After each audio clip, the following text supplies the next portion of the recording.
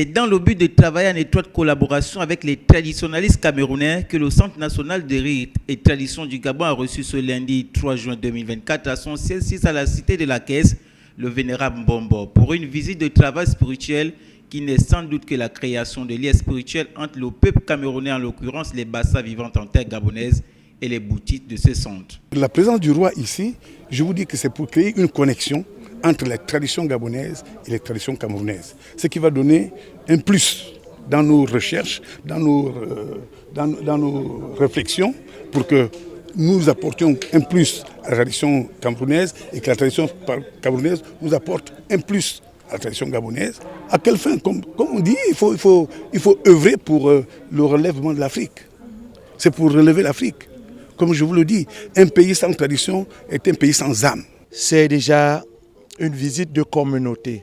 Parce que comme vous le constatez avec moi, il y a une forte colonie Bassa au Gabon qui vit ici en toute convivialité.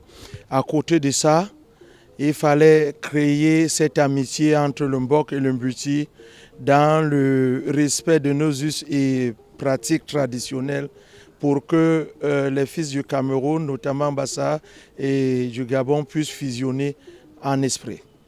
Une collaboration qui vient à point nommé car l'initiative a été saluée. Déjà, nous, personnellement, nous tenons déjà, en tant que jeunes, à remercier déjà la présence d'une telle autorité spirituelle sur la terre gabonaise.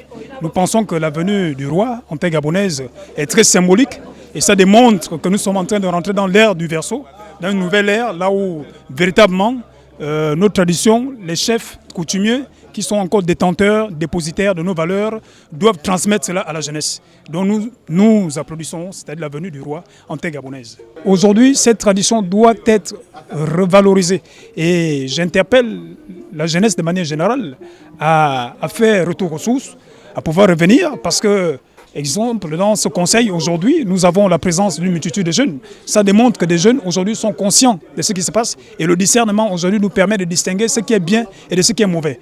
Retour aux sources et valorisation de coutumes par cette coopération sud-sud pour le bien de l'Afrique, c'est sans doute la vision de ces hommes traditionnalistes qui n'entendent pas baisser les bras pour la disparition de nos mœurs et coutumes.